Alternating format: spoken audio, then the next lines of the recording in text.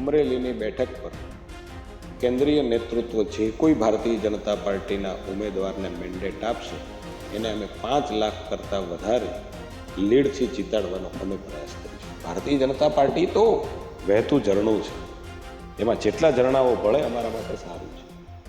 જેટલા લોકો આવશે અમારા ઝરણા સાથે વહેવા મળશે, અમારા માટેની તૈયારી છે. અમારી સાથે જે કામ કરવા તૈયાર છે, ચાહે કોઈ પણ પાર્ટીમાંથી આવતા હોય, આમ આદમી પાર્ટીમાંથી આવતા હોય, બસપામાંથી આવતા હોય, સપામાંથી આવતા હોય, કોંગ્રેસમાંથી હોય, કોઈ પણ આવી શકે. એ પાર્ટીની વિચારધારા છોડવી પડે, અમારી પાર્ટીની વિચારધારા સ્વીકારવી પડે, પરંતુ એ સાચવી કેમ નથી શકતા? વર્ષો સુધી અમે પણ વિપક્ષમાં રહ્યા છીએ, અમારી પાર્ટીને પણ તમે તોડી નાખી છે, સત્તામાં હતી ને તોડી નાખી છે. છતાંય ભારતીય જનતા પાર્ટી જ્યારે તૂટી છે ત્યારે ડબલ તાકાતથી બીજા વર્ષે ઊભી થઈ. ઘમંડિયાનું કોઈ ગઠબંધન છે જ, એ હવે તમારા પૂરતી મીડિયા પૂરતી માન્યતા રહી ગઈ છે, બાકી છે જ. લોકસભાની ચૂંટણી જ્યારે દરવાજે દસ્તક દઈ રહી હોય ત્યારે ભાજપ દ્વારા તડામાર તૈયારીઓ શરૂ થઈ ગઈ છે, પરંતુ ભાજપના જ નેતા છે મહેશ કસવાળા, જે છેલ્લા 32 વર્ષથી ભાજપમાં સક્રિય છે, ભાજપના પ્રવક્તા છે, ધારાસભ્ય પણ છે. આપણે એમને જ પૂછીએ 2024ની ચૂંટણી છે, આ 2024ની ચૂંટણીને લઈને અત્યારે ગુજરાતમાં કઈ પ્રકારનો માહોલ છે? મહેશભાઈ, ગુજરાત તકમાં તમારું સ્વાગત છે. હાલ જે 2024ની લોકસભાની ચૂંટણી આવી રહી છે, શું કહેશો? ગુજરાતની અંદર 2024ની ચૂંટણી આવી રહી છે. ગુજરાતની અંદર એક અનેરો ઉત્સવ છે. જે પ્રકારે 22મી જાન્યુઆરી 2024 દુનિયાભરના સનાતન પ્રેમીઓ, સનાતન ધર્મના અનુયાયીઓ અને ભારત દેશે જે પ્રકારનો સંદેશો દુનિયાને આપ્યો છે, એ પ્રકારે એ જ અવસરને લાવવા માટે જેમનું મહત્તમ યોગદાન રહ્યું છે, જેમની ઈચ્છા શક્તિને કારણે ભગવાન રામ છે એ અયોધ્યાની અંદર બિરાજમાન થયા છે.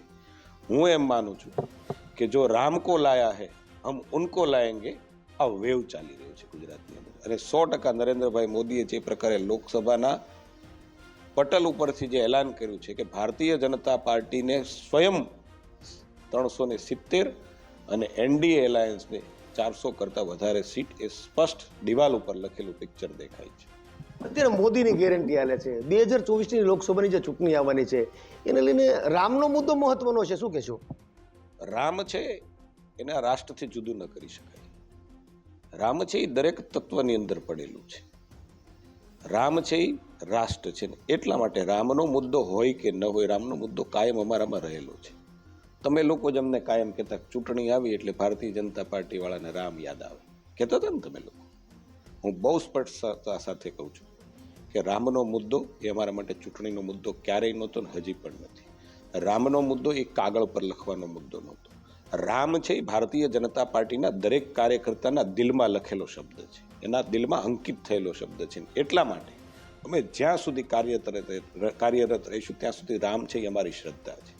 રામ જે માર્ગે લઈ જશે એ માર્ગે અમે જઈશું, એવી અમને શ્રદ્ધા છે. મને એમ લાગે છે કે રામ એ જ માર્ગે લઈ જશે જે 2024ની ચૂંટણીનું પરિણામ મને તમને દેખાય છે કે નરેન્દ્રભાઈ જેવી વ્યક્તિ જેની પાછળ દુનિયા પાગલ હોય, દુનિયા ગાંડી થઈ હોય, આતંકવાદની સામે ભારત લડાઈ લડી શકે એવું નેતૃત્વ દુનિયાને આપી શકતી હોય, તો એવા નેતાને શા માટે ભારત ન સ્વીકારે?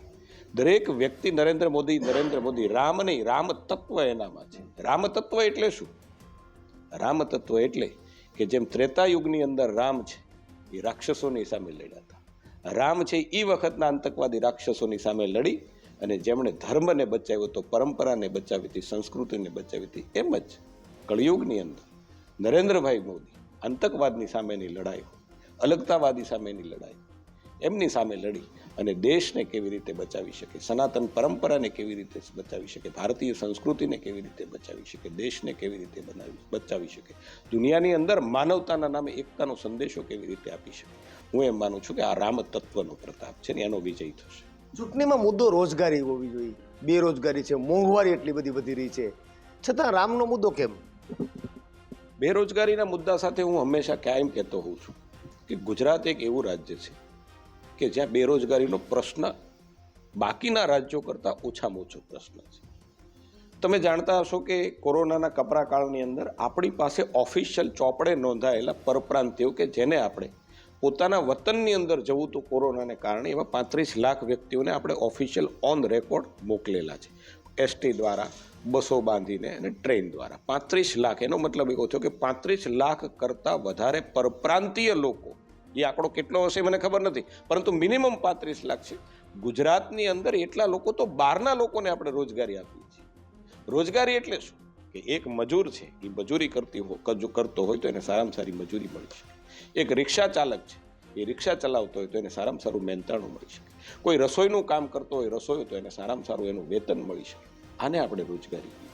જે પ્રકારની વ્યાખ્યાઓ ઉશ્કેરવા માટે કોંગ્રેસના લોકો કે પ્રતિપક્ષના લોકો રોજગારી એટલે સરકારી નોકરી, હું બહુ સ્પષ્ટતા સાથે કહું છું કે કોઈ પણ સરકાર આવે, ચાહે સરકાર કોંગ્રેસની હોય, ચાહે સરકાર ભારતીય જનતા પાર્ટીની હોય, ચાહે સરકાર અન્ય પાર્ટીની હોય કે હતી, 2% વધારે સરકારી નોકરીઓની અંદર કોઈ અવકાશ નથી. હું એમ માનું છું કે નરેન્દ્રભાઈ આવ્યા પછી 2014 પછી જે પ્રકારે ડ્રાસ્ટિક ચેન્જ થયું, ઔદ્યોગિક ઉત્પાદનની આપણી પાસે આપણો વધારો થયો, એક્સપોર્ટની અંદર આપણો વધારો થયો, મેક ઇન ઇન્ડિયાનો નારો આપ્યો, સ્ટાર્ટઅપ માટે યુવાનોને નરેન્દ્રભાઈએ હાકલ કરી અને યુવાનો નવા નવા આઈડિયા સાથે નવા નવા ઉત્પાદનો શરૂ કર્યા. હું એમ માનું છું કે આજે ભારતની અંદર રોજગારીની ખૂબ ઉજ્જવળ તકો છે. અને ગુજરાત જેવું પ્રગતિશીલ રાજ્ય કે જ્યાં હમણાં જ તમે જોતા હશો કે વાઇબ્રન્ટ સમિટ, દુનિયાના કેટલા બધા દેશો પોતાને ઔદ્યોગિક ઉત્પાદન માટે ગુજરાત ઉપર નજર ટાપીને બેઠા છે, એમણે એમઓયુ કર્યા છે અને કેટલા એમઓયુ આપણે ત્યાં સફળ થયા છે. હું એમ માનું છું કે ગુજરાતની અંદર રોજગારીનો એવો કોઈ મોટો પ્રશ્ન નથી. પણ હું એમ માનું છું ચૂંટણીની અંદર પણ આ બધું જ લોકો, સભ્ય સમાજને આ બધી જ ખબર હોય છે, ચૂંટણીની અંદર આ પ્રકારનો કોઈ મુદ્દો નથી. ચૂંટણીની અંદર મુદ્દો છે સ્થાયી શાસન, વિકાસ, વિકાસની સાથે સાથે સુરક્ષા. અને એમ માનું છું કે ભારતીય જનતા પાર્ટીના શાસનમાં બધું જ લોકો સારી રીતે અનુભવે છે. ને એટલા જ માટે ફરીથી ક્યારેય નહીં જીત્યા હોય એટલી ટ્રેમેન્ડસ વિક્ટરી ભારતીય જનતા પાર્ટીની આ વખતે પણ થવાની છે. ભારતની વિક્ટરી થશે, પરંતુ જે રીતે મુદ્દો મહત્વનો એ છે કે ખેડૂતો આત્મહત્યા કરે છે, ખેડૂતોને કપાસના ભાવો નથી મળતા. વિકાસની વાત કરી પણ ખેડૂતોને પૂરતા ભાવ કેમ નથી મળતા? મને એમ લાગે છે કે એક ભ્રમમાં આપણે હોઈએ એવું મને લાગે છે. 2014ની અંદર સાવરકુંડલા માર્કેટિંગ યાર્ડના ભાવ મારી પાસે છે, ખેડૂતોની જણસના ભાવ મારી પાસે છે. આજે 2024ની અંદર ખેડૂતની જણસના ભાવ પણ મારી પાસે. જમીન આસમાનનો ફરક છે સાહેબ. 600 રૂપિયા મગફળી 2014માં તમારે રેકોર્ડ ઉપર ભાવ છે, આજે મગફળીના ભાવ છે 800 રૂપિયા કપાસ, ત્યારે 900 રૂપિયાના ટેકાના ભાવ માટે ખેડૂતો બૂમ બરાડા કરતા હતા. આજે તમે કપાસના ભાવ જુઓ. હા, કપાસની અંદર પણ કેટલીક ક્વોલિટી પણ હોય છે અને એટલા માટે પાક હલકો, પાક વધારે સારો, એની ગુણવત્તા ઉપર પણ ક્યાંક નિર્ભર કરતું હોય છે. પરંતુ નરેન્દ્રભાઈ જેવી વ્યક્તિ જ્યારે દીર્ઘદ્રષ્ટા વ્યક્તિ હોય, એણે પહેલી વખત દેશની અંદર એવા પ્રકારની પરંપરા પ્રસ્થાપિત કરી કે દર વર્ષે ખરીફ પાક હોય કે રવિ પાક હોય, એ પાક લેવાય એના 3 મહિના પહેલા સરકાર છે એ ટેકાના ભાવો નક્કી કરે. ખેડૂતની પડતર, ખેડૂતનું પોતાનું મહેનતાણું, ખેડૂતની જમીનનું ભાડું, આ તમામ ગણી અને જે પ્રકારે નરેન્દ્રભાઈએ પરંપરા શરૂ કરી, દર વર્ષે રવિ સિઝન, દર વર્ષે ખરીફ સિઝનના ટેકાના ભાવો એ જાહેર કરે અને જરૂર પડે તો સરકાર ટેકાના ભાવે ખેડૂતોની જણસ ખરીદે. હું એમ માનું છું કે આનાથી મોટી સરકારની ગેરંટી ન હોય, આનાથી મોટી કોઈ ગેરંટી ન હોય. એટલા જ માટે મોદીની ગેરંટી છે, એ ગેરંટી છે એ સફળતા રીતે પાર પાડવા માટેની ગેરંટી છે. એટલે ખેડૂત છે એ સુખી થયો છે, ખેડૂત છે એ સંપન્ન થયો છે, ખેડૂત છે એ સ્થાયી થયો છે, ખેડૂત છે એ સાધન સંપન્ન થયો છે. એ જ આપણને આજે દેખાય છે. એટલા જ માટે ભારતીય જનતા પાર્ટી પરફોર્મન્સના આધારે વારા ફરતી જીતતી એકમાત્ર પાર્ટી આ દેશની અંદર, આ રાજ્યની અંદર હોય તો એ ભારતીય જનતા પાર્ટી છે. 2014, 2019, 26 બેઠક, આ વખતે પણ 26 બેઠકનો ભાજપ દાવો કરી રહ્યો છે. ક્યાં ગણિતને આધારે 26 બેઠક અને 5 લાખનું માર્જિન, ક્યાં ગણિતે ભાજપ કહી શકે? 2014ની અંદર કોઈ રાજકીય જ્ઞાતા જેને કહી શકાય, જે છાપાની અંદર લેખો લખતા હોય છે, જે ચેનલોની અંદર ચર્ચા કરતા હોય છે, કોઈ એડિટરો હશે, કોઈ વિવેચકો હશે, કોઈએ ધાર્યું નહોતું કે ભારતીય જનતા પાર્ટીની સરકાર બને. કોઈ એમ માનતું હતું કે 180 સીટ આવશે વધુ વધુ, કોઈ એમ માનતું હતું કે એનડીએ થઈને 200 સીટ માંડ આવશે. પણ ભારતીય જનતા પાર્ટી સરકાર બનાવી શકે એવું નહોતું. કોઈએ નહોતું ભાખ્યું, કોઈએ નહોતું કહ્યું, કોઈએ નહોતી આગાહી કરીને, છતાંય ભારતીય જનતા પાર્ટી 282 બેઠકો સાથે સિંગલ લાર્જેસ્ટ પાર્ટી થઈ અને જનતાના આશીર્વાદ સાથે નરેન્દ્રભાઈ બેઠા હતા દેશના પ્રધાનમંત્રી તરીકે. 2019માં 2082માંથી 303 સીટ સાથે બેઠા. આ પરફોર્મન્સની રાજનીતિ છે. જે પ્રકારે 5 વર્ષ ખાડા બુરવાનું કામ કર્યું, લોકોનો વિશ્વાસ વધ્યો, 2019ની અંદર ફરીથી ચૂંટણી આવી, ખાડા પૂરી અને દેશને એક સમાંતર વ્યવસ્થાની અંદર સમતળ જે ભૂમિ કહી શકાય એવું ભૂમિ કરી અને દેશને આગળ વધારવાનું નરેન્દ્રભાઈએ કામ કર્યું. 303 સીટ. 2019થી 2024 દેશને કેટલીક કટોકટીઓમાંથી દેશને બહાર કાઢ્યો, સફળતાપૂર્વક બહાર કાઢ્યો, અને છતાંય દેશનું અર્થતંત્ર છે એ વેગવંત, દુનિયાની અંદર સૌથી સારું સ્ટેબલ અર્થતંત્ર હોય તો એ ભારતનું અર્થતંત્ર છે. રોજગારીની અંદર સારામાં સારી રોજગારીની કોઈ દેશની ક્ષમતા હોય તો એ ભારતની ક્ષમતા છે. અને અનેક મોટા નિર્ણયો જે જનભાવનાને આધારે નિર્ણયો લેવાના હતા, દાખલા તરીકે CAA છે, મહિલા અનામત છે, રામ મંદિરનો મુદ્દો છે, 370ની કલમ છે, આવા અનેક નિર્ણયો લીધા. હું એમ માનું છું કે 303ની જગ્યાએથી 370 સુધી અમે પહોંચીશું. અને હજી પણ એનાથી આગળ કહું છું કે નરેન્દ્રભાઈએ કહ્યું છે, સંસદના ફ્લોર પરથી કહ્યું છે કે આવનારી સરકાર, આવનારા 5 વર્ષ 2024 પછીની ત્રીજી સરકાર મોદી 3 એનાથી પણ મોટા નિર્ણયો લઈ અને દેશને એક દુનિયાના નકશામાં એક અવ્વલ નંબરનું સ્થાન, જે વૈભવ ભારતનો હતો એ વૈભવ ફરીથી પહોંચાડવા માટેના મોટા નિર્ણયો માટેની સરકાર છે. હું એમ માનું છું કે દેશની અંદર રાજકીય લોકોમાં દેશની જનતાને સૌથી વધારે ભરોસાવાળું એક નામ માત્ર હોય, એક માત્ર પાત્ર હોય, એક માત્ર વ્યક્તિ હોય તો એનું નામ છે નરેન્દ્ર મોદી. ભાજપ છે એ નરેન્દ્ર મોદીને જ આગળ ધરીને ચાલી રહ્યું છે. જે રીતે ગુજરાત છેલ્લા 30 વર્ષથી શાસન કરી રહ્યું છે, પરંતુ અન્ય રાજ્યોમાં જ્યારે ભાજપનું શાસન આવ્યું ત્યાં ગેસના બાટલાના ભાવ 450 થઈ ગયા છે. આપણે 30 વર્ષથી શાસન છે, છતાં કેમ ભાવ નથી ઘટતા? તમે એવી અપેક્ષા રાખો છો કે ભારતીય જનતા પાર્ટી રાહુલ ગાંધીનું નામ આગળ કરીને ચાલે? અમારા નેતા છે નરેન્દ્ર મોદી, ભારતીય જનતા પાર્ટીના નેતા છે. અમે એને લઈને જ આગળ ચાલીએ. એના પહેલા અમે અડવાણીજીને લઈને ચાલતા હતા, એના પહેલા અમે અટલજીને લઈને ચાલતા હતા. અમારા જે નેતા હોય એને લઈને ચાલે. સાહેબ, ગેસના બાટલાની ક્યાં વાત કરો છો? ગુજરાતની અંદર ગરીબ લોકોને, જે ગરીબ પરિવારને 5 બાટલા જોતા હોય વર્ષમાં, એમાં 2 બાટલા રાજ્યની સરકાર ફ્રી આપે છે, કેન્દ્રની સરકાર. તો અલ્ટિમેટલી શું થયું? રાજસ્થાનની તમે સરખામણી કરો તો સરખામણી પેટ્રોલ અને ડીઝલના ભાવ સાથે પણ કરો. અન્ય ક્ષેત્રની અંદર જે પ્રકારે ગુજરાતની અંદર જે પ્રકારની સ્થિતિ છે એની સાથે પણ એની વ્યાપારની સ્થિતિ સાથે તમે એની સરખામણી કરો, શિક્ષણની સ્થિતિ સાથે સરખામણી કરો બધી સ્થિતિ. ગુજરાત આજે દેશનું અવ્વલ નંબરનું રાજ્ય છે. ચાહે ખેત ઉત્પાદન હોય, ચાહે વ્યાપારિક ઉત્પાદન હોય, ચાહે રોજગારી હોય, ચાહે શિક્ષણ હોય, તમામ ક્ષેત્રોની અંદર દેશની અંદર લીડ લેતું રાજ્ય છે. એટલા માટે અમે 2014માં પણ 26માંથી 26 જીત્યા હતા. એવરેજ અમારી 1 લાખ કે 1.5 લાખની હતી. 2019ની અંદર અમે એ જ 26 બેઠકો જીત્યા, એ જ એવરેજ અમારી એના કરતાં 1.5 થઈ. અને જ્યારે 2024નો સમય આવ્યો છે ત્યારે અમને ભરોસો છે કે અમે તમામ બેઠકો છે એ 5 લાખના માર્જિન કરતાં વધારે માર્જિનથી જીતીશું. આ અમારો આત્મવિશ્વાસ છે. કાર્યકર્તા તરીકે અમે ધરાતલ પર કામ કરીએ છીએ. આ અમારો આત્મવિશ્વાસ છે. સાહેબ, તમે 32 વર્ષથી ભાજપમાં છો. નરેન્દ્રભાઈ મોદી જ્યારે મુખ્યમંત્રી હતા ત્યારે એમની જોડે પણ તમે કામ કરેલું છે. એમની સાથેના અનુભવો, એની કામ કરવાની થિયરી, એ અંગે શું કહેશો?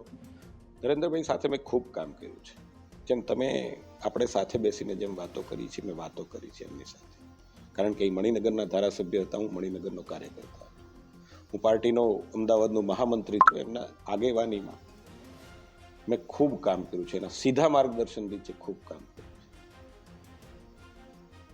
ગુજરાતની સ્થાપનાના 50 વર્ષની સ્વર્ણિમ ઉજવણી મને ખ્યાલ છે કે મેં નરેન્દ્રભાઈ સાથે આવી રીતે બેસીને એના આયોજનો મેં એમને બતાવ્યા છે. એમની સાંભળવાની ક્ષમતા માટે મને માન છે. બોલવાની ક્ષમતા તો છે જ નરેન્દ્રભાઈ, પણ હું એમ માનું છું કે નરેન્દ્રભાઈ એક ખૂબ સારા શ્રોતા છે.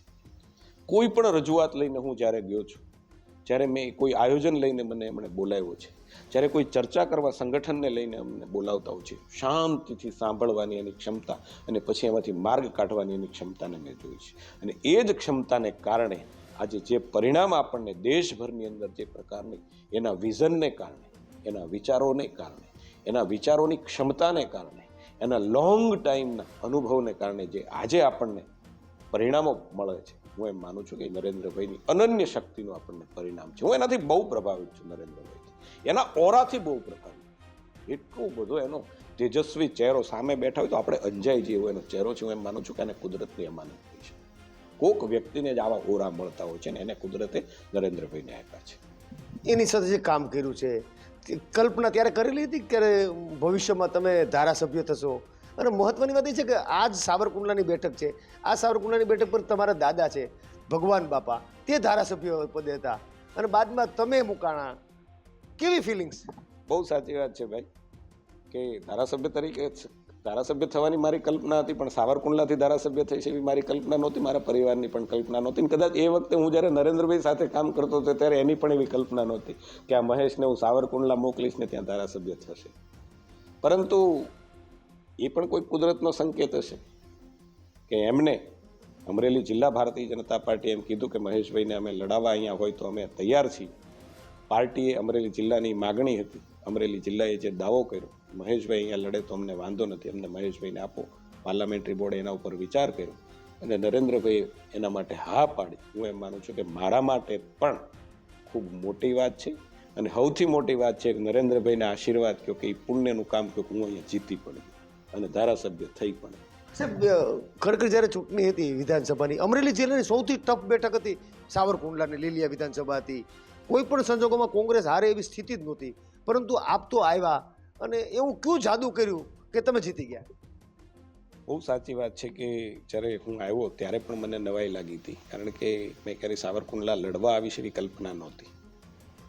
પણ હું આવ્યો ત્યારે મને પણ એવું લાગતું હતું કે હવે આવ્યા જ છીએ, કંઈક ભૂલ ખાઈ ગયા છીએ કે નહીં, પરંતુ અમે બહુ જમીની સ્તર પર અમે કામ કર્યું. સાવરકુંડલા તાલુકાનું, લીલિયા તાલુકાનું અને સાવરકુંડલાના શહેરના અમારા કાર્યકર્તાઓએ તનતોડ મહેનત કરી. અમારા પરિવારની એકતાએ મને ખૂબ મોટો ફાયદો કર્યો. અમારું મિત્ર સર્કલ, અમારા વ્યાપારિક, અમારા જે સંબંધો હતા એ, અમારા સગા સંબંધીઓ, આ તાલુકાની અંદર મારા પિતાજીના પિતાજી ભગવાન બાપા જ્યારે ધારાસભ્ય હતા એના રાજનૈતિક સંબંધો, એના સામાજિક સંબંધો અને અમારા જે વ્યવહારિક સંબંધો છે એણે મને મોટો ફાયદો આપ્યો.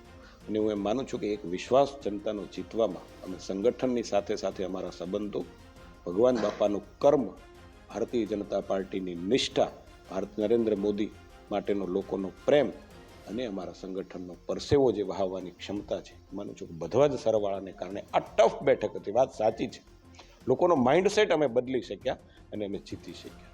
હું એમ માનું છું કે અમે ભલે 4,500 મતે જીત્યા છીએ, પરંતુ હું એમ માનું છું કે અમે 50,000 મતે આ જીત્યા છીએ. આ એટલી ટફ બેઠક.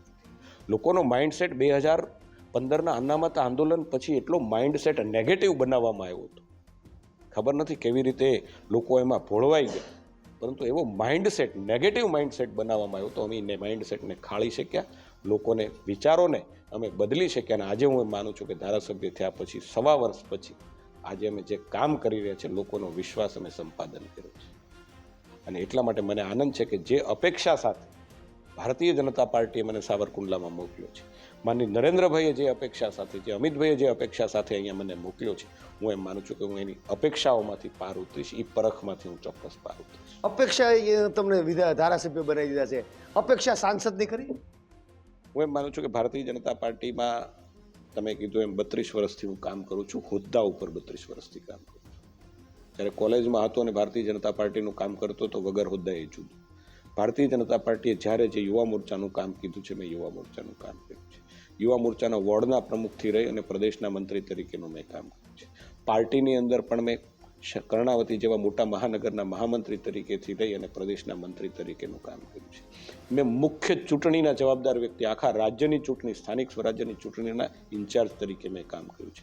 મેં રાજ્યના મુખ્ય પ્રવક્તા તરીકે કામ કર્યું છે. મેં રાજ્યના ચૂંટણી પ્રવક્તા તરીકે કામ કર્યું છે. મેં અનેક મોટી વ્યવસ્થાઓ, મોટી તમામ વ્યવસ્થાઓ લગભગ મેં સંભાળી છે, એકલા હાથે સંભાળી છે. અને એટલો મારી પર ભારતીય જનતા પાર્ટીને ભરોસો હતો અને એટલા માટે મને અનેક નિર્ણયોની અંદર હું સામેલ થયો છું. ભારતીય જનતા પાર્ટીએ જે કામ કીધું એ મેં કર્યું છે.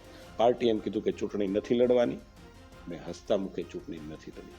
પાર્ટીએ કીધું છે કે કપરો કાળ છે, ચૂંટણીમાં ઝુકાવવાનું છે, સામે હાર દેખાતી હતી છતાં હું ચૂંટણીઓ લડ્યો છું, હાર્યો પણ છું, શાંતિથી હાર્યો છું. ભારતીય જનતા પાર્ટી, અમારો નિર્ણય છે એ ભારતીય જનતા પાર્ટી લેતી હોય છે. જેમ દીકરીની હસ્તરેખા છે એ એના લગ્ન થાય પછી એની હસ્તરેખા ભૂસાઈ જતી હોય છે, એનું સાસરું છે એ શું કરે છે, ક્યાં લઈ જાય છે, એના પતિ ક્યાં લઈ જાય છે, એ જ એની હસ્તરેખા હોય છે. અમારી હસ્તરેખા ભૂસાઈ ગઈ છે, અમારી અપેક્ષા ભૂસાઈ ગઈ છે. ભારતીય જનતા પાર્ટી જે અમારા માટે નિર્ણય કરે એ અમારા માટે સર્વોપરી હોય છે, એ પ્રકારનો હું કાર્ય કરતો છું. અપેક્ષાઓ વહી ગઈ છે, ચલો માની લઈએ આપણે, પરંતુ 2024ની લોકસભા આવે છે, ધારાસભ્ય પદ ખાલી અત્યારે મૂકી અને તમને સીધું સાંસદની ટિકિટ અંગેની ઓફર ભાજપ કરે, લડવાની ઈચ્છા કેવી? ભાજપમાં કોઈ ઓફર હોતી જ નથી. ભાજપમાં મેન્ડેટ હોય છે, નિર્ણય હોય છે. ભારતીય જનતા પાર્ટીએ મને અત્યારે સાવરકુંડલા વિધાનસભાના ધારાસભ્ય તરીકેની જવાબદારી આપી છે. હું ખંતથી, નિષ્ઠાથી એ નિભાવી રહ્યો છું. આ વખતે કેન્દ્રીય મંત્રી જે છે પરસોત્તમ રૂપાલા, એમને પણ ચૂંટણી લડવા હોય તેવી વાતો વહેતી થઈ છે. મનસુખ માંડવિયા છે તે પણ ચૂંટણી લડવાના છે એવી વાતો વહેતી છે. રાજ્યસભાના જે સાંસદો છે એ ચૂંટણી લડવાના છે. અમરેલીની બેઠક પર શું લાગે છે? અમરેલીની બેઠક પર કેન્દ્રીય નેતૃત્વ જે કોઈ ભારતીય જનતા પાર્ટીના ઉમેદવારને મેન્ડેટ આપશે એને અમે 5 લાખ કરતાં વધારે લીડથી જીતાડવાનો અમે પ્રયાસ કરીશું. નારણ કાછડિયાએ હેડ્રિક મારી દીધી છે, ફરીવાર ટિકિટ મળશે કે શું લાગે છે? ફરીથી એ જ જવાબ મારો છે કે જે કોઈને ટિકિટ આપશે, નારણભાઈને ટિકિટ આપશે તો નારણભાઈની જગ્યાએ અન્ય કોઈને ટિકિટ આપશે તો અન્ય કોઈને. એક ધારાસભ્ય તરીકે મારી જવાબદારી છે કે જેટલા મતથી હું ચૂંટાયો છું સાવરકુંડલામાં એના કરતાં 5 ગણા મત એથી એને ચૂંટાવાના છે સાવરકુંડલામાં. આ મારો નેમ છે, મારો વિશ્વાસ છે.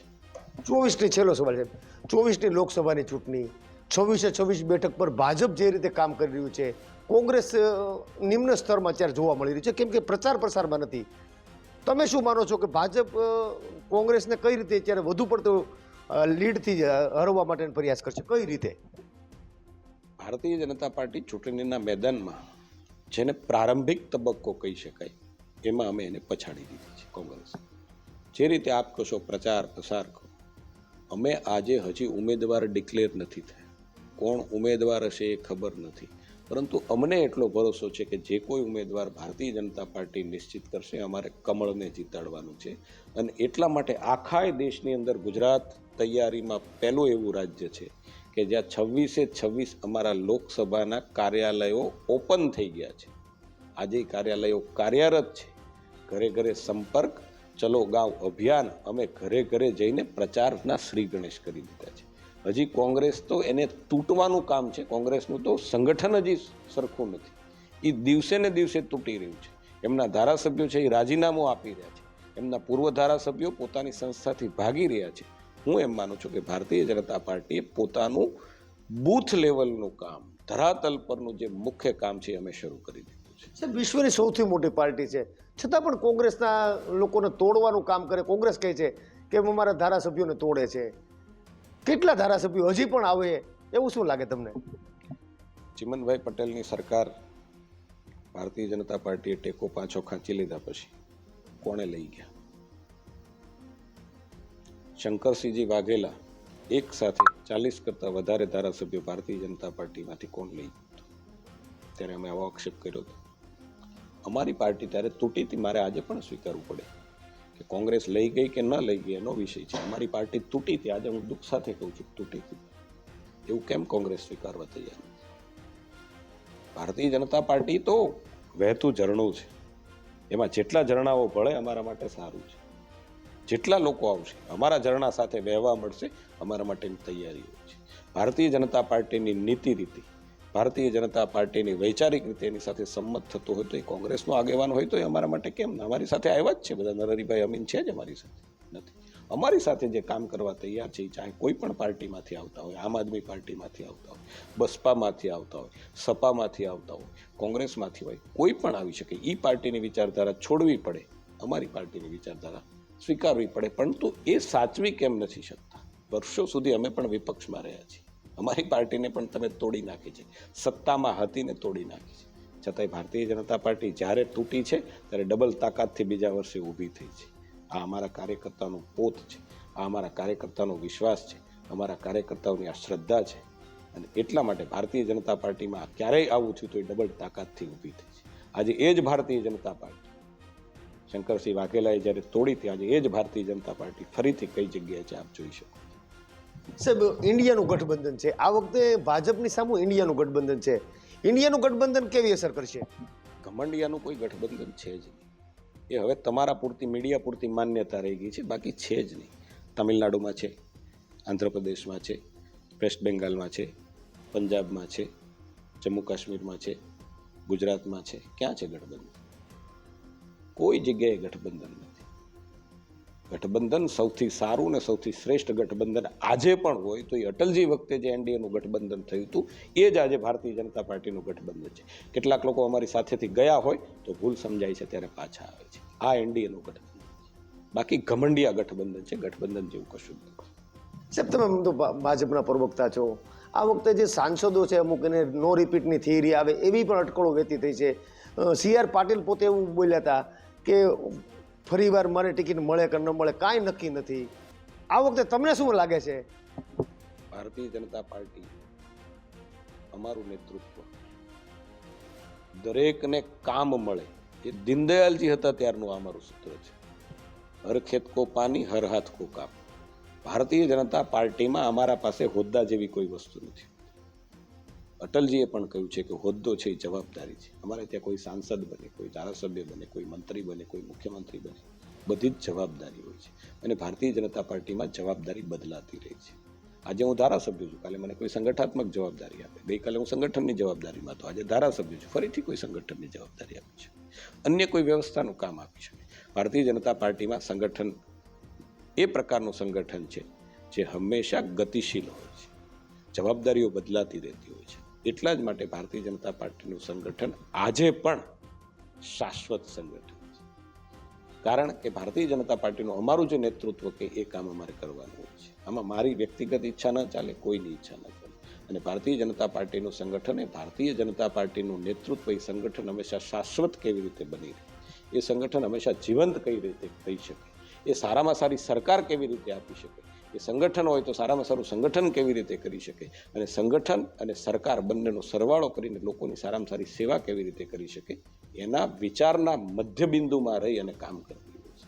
અને એટલા માટે અમારા માટે કોઈ હોદ્દો મહત્વનો નથી. અમારી જવાબદારીઓ બદલાતી રહેતી. 400 કે પાર થઈ જશે? દિવાલ ઉપર લખેલું છે, દિવાલ ઉપર લખેલું છે કે એનડીએ 400 કરતા વધારે બેઠકો સાથે એક નવો ઇતિહાસ સર્જશે. હા, તો મહેશભાઈ કસવાળા તેણે કીધું કે એનડીએ છે તે 400 કરતા પણ વધારે બેઠક સાથે ઇતિહાસ સર્જશે. ફારૂક કાદરી, ગુજરાત તક, અમરેલી.